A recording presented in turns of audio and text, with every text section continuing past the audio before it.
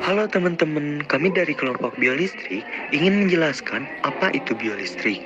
Biolistrik adalah daya listrik hidup yang terdiri dari pancaran elektron-elektron yang keluar dari setiap titik tubuh atau titik energi dan muncul akibat adanya rangsangan penginderaan. Kemudian selanjutnya ada tegangan sel. Tegangan sel ini dapat berubah-ubah dan juga bersifat konstan, di mana yang menyebabkan tegangan sel berubah-ubah adalah rangsangan internal dan juga rangsangan eksternal. Lalu, pemanfaatan listrik tubuh dalam menangani pasien ini sehingga menghasilkan pusat tegangan tersebut. 1. Kemampuan sel saraf neurus mengantarkan isyarat biolistrik sangat penting. 2. Transmisi sinyal biolistrik TSB mempunyai sebuah alat yang dinamakan dendris yang berfungsi dari sensor ke neuron. 3. Sinyal listrik yang dihasilkan oleh tubuh berfungsi mengendalikan dan mengoperasikan saraf, otot, dan berbagai organ. 4. Sinyal-sinyal listrik di dalam tubuh mengenai 1. Sistem saraf dan neuron. 2. Sinyal listrik dari otot dan jantung. 3. Potensi listrik saraf.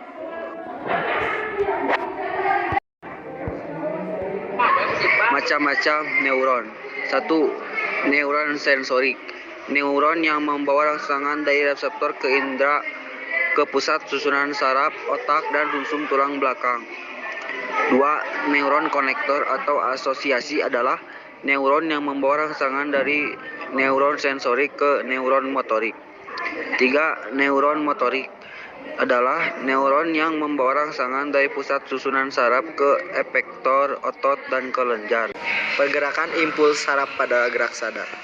Impuls pada gerak sadar melalui jalan panjang, yaitu dari reseptor ke saraf sensori, dibawa ke otak untuk selanjutnya diolah oleh otak. Kemudian hasil olahan otak berupa tanggapan dibawa oleh saraf motorik sebagai perintah yang harus dilaksanakan oleh efektor. Lalu gerakan refleks adalah gerakan tanpa disadari. Impuls saraf pada gerak refleks melalui alur impuls pendek. Alurnya dari reseptor sebagai penerima rangsangan, dibawa neuron ke sumsum tulang belakang tanpa diolah oleh pusat saraf. Lalu selanjutnya cara kerja sistem saraf, dimulai dari rangsangan, makanan, bau, bunyi, cahaya atau sentuhan. Lalu reseptor bekerja dalam organ deria seperti lidah, hidung, telinga, mata atau kulit, dibawa oleh neuron deria ke sistem saraf pusat. Lalu dibawa oleh neuron motorik ke efektor dengan organ seperti otak atau kelenjar yang bergerak balas terhadap rangsangan dan berakhir pada gerak balas. Alur penghantaran saraf. Saraf dalam keadaan polarisasi kemudian dirangsang dan menghasilkan depolarisasi. Akhirnya timbul aliran listrik yang kemudian timbullah impuls saraf. Dari impuls saraf dikirim melalui dendrit lalu ke badan sel dan bertemu dengan akson, lalu bertemu dengan sinaps dan akhirnya menjadi neuron lain. Proses transmisi impuls saraf dibagi menjadi 3. Yang pertama, seperti sel tubuh lainnya, sel saraf dan otot memiliki potensial membran yang berkaitan dengan distribusi ion-ion tubuh yang tidak merata dan perbedaan permeabilitas ion Na+ dan K+. Yang kedua, sel saraf dan otot mampu mengalami perubahan yang cepat pada satu saat eksitasi pada potensial membrannya bila distimulasi, sehingga dapat berfungsi sebagai sinyal listrik.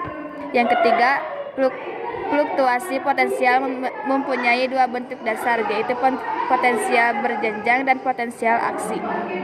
Lalu yang terakhir, rangsangan sel saraf. Potensial sel saraf istirahat dapat diganggu oleh 1. Rangsangan listrik, 2. Kimia, 3. Fisis atau mekanik. Jika ada impuls, butir-butir membran akan berubah dan yang ion Na+ akan masuk dari luar sel ke dalam sel, sehingga di dalam sel akan menjadi kurang negatif atau lebih positif daripada di luar sel dan potensial membran meningkat. Keadaan ini disebut depolarisasi. Sekian dari kelompok kami, mohon maaf bila ada kesalahan dan semoga bermanfaat.